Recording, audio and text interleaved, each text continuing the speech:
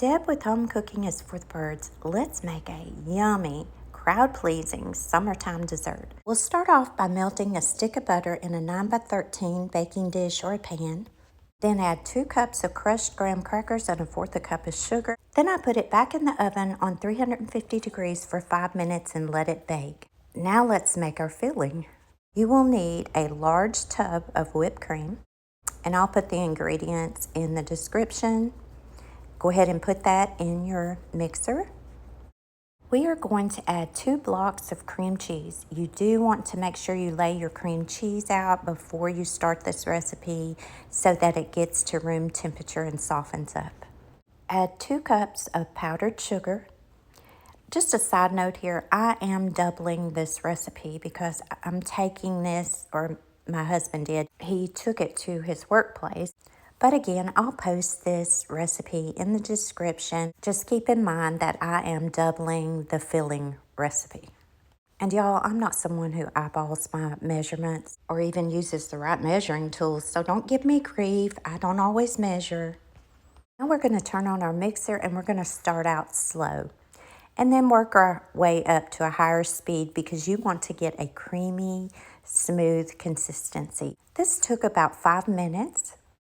Now let's go over to the other countertop where our graham cracker crust is, and we're just going to drop that yummy cream cheese filling right on top, spreading it out as evenly as possible.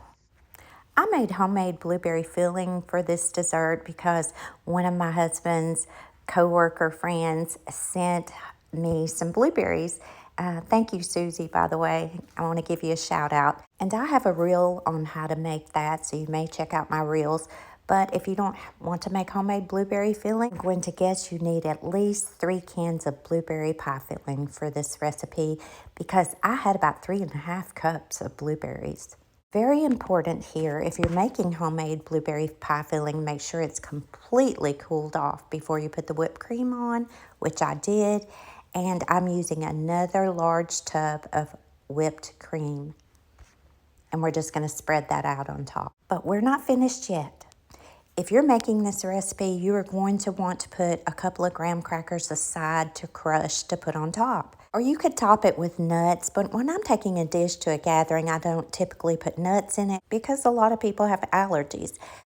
Ideally, you would save a couple of graham crackers to crush to put on top, but I didn't have enough. But what I did have was some ice cream waffle cones, so I took one and crushed it and just sprinkled it right on top. Then we're just going to let this chill overnight is best, and voila, it's ready to serve. And remember, I told you it's a crowd pleaser. My husband said his coworkers really love this dessert.